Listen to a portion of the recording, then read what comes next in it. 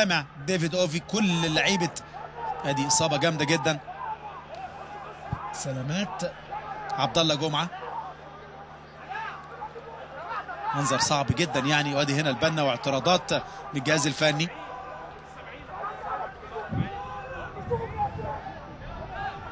سلامات ان شاء الله. ادي اعتراض وكارت. شوف هي يطرد حسام حسن بقى البنا.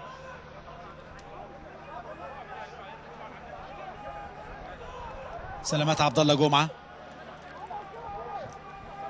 ادي قلنا الشوط الثاني ممكن يبقى فيه شد وجذب شويه. بنا قرر يبقى فيه طرد لحسام حسن يخرج بره الملعب. نزل كمان الحكم الرابع. اهم حاجه بس يبقى كويس عبد الله جمعه، ده اللي يهمنا. ودي اصابه كانت من بدايه اللقاء للعش. ادي الراجل طالع هنا ونزل كمان برجله كده، يعني رجليه كلها بقى لبست في دماغه. ادي علاء علي الراجل طالع نزل كده عليه، يعني تدخل قوي جدا في النزول.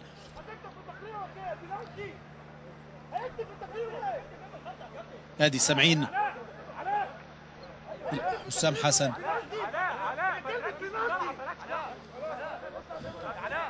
يعني بيتكلم بيهديه هنا ابراهيم حسن. خلاص هو خد قرار بطرد حسام حسن بره الملعب. راح له كمان احمد حسام ميدو، يعني هو اللي بيهديه احمد حسام ميدو. ادي هنا التدخل.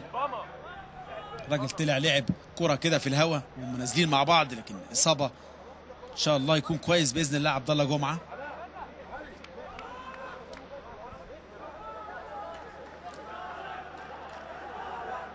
توتر الملعب شويه يعني زي ما انتم حضراتكم شايفين. ان شاء الله بس نطمن الاول على عبد الله جمعه، واحد من اللعيبه. الراجل طالع هنا ولمس وهو نازل نازله جامده جدا على عبد الله جمعه. سلامات الراجل اتخض عبد الله جمعه طبعا، يعني اي لعيب يعني الله يكون في عونه عبد الله جمعه. ان شاء الله يبقى كويس ويكمل.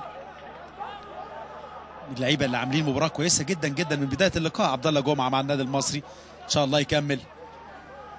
شفناها مع السيد سالم من بدايه اللقاء.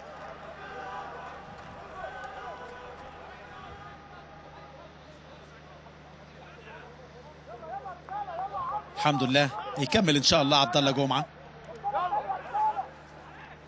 فتره كده احترف عبد الله.